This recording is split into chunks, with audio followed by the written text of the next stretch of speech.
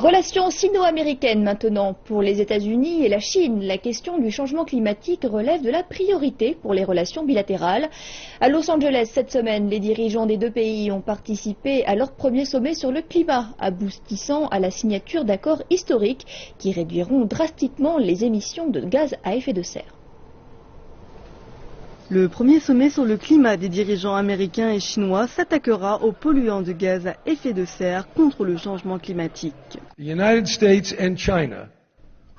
Les États-Unis et la Chine constituent à eux seuls 40% de l'émission des gaz à effet de serre. Ensemble, ils encouragent une vraie collaboration pour agir et travailler d'une manière qui relève de l'imagination et de l'effort héroïque. Le sommet des dirigeants des villes américaines et chinoises, des États et des provinces fait suite à la signature d'un accord historique entre le président Obama et le président Xi Jinping au mois de novembre dernier. Les États-Unis se sont accordés à réduire les émissions de carbone de 28% d'ici 2025. Les émissions de la Chine atteindront leur maximum en 2030. 11 villes chinoises se sont engagées à atteindre ce pic bien plus tôt. Beijing et Guangzhou espèrent voir ce jour en 2020. Combattre le changement climatique et promouvoir le développement vert sont les objectifs clés de toute l'humanité. Plusieurs accords entre villes ont également été signés lors du sommet sur le climat.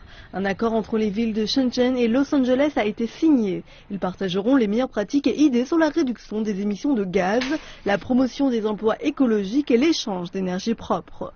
Mais le changement climatique créé par l'homme n'est pas un concept accepté de tous. Ici, aux États-Unis, certains rejettent complètement l'idée du changement climatique. C'est la raison pour laquelle les participants du sommet des deux côtés du Pacifique défendent si rapidement la science. Des fois, il existe des questions que nos pays doivent combattre. C'est mon opinion sur ceux qui ne croient pas au changement climatique. Ces personnes ne s'arrêtent pas à la frontière des États-Unis, il y en a en Chine et partout ailleurs. Mais la majorité des personnes réalisent tout de même le danger du changement climatique et l'importance d'agir. Ce mouvement ne s'arrêtera pas là.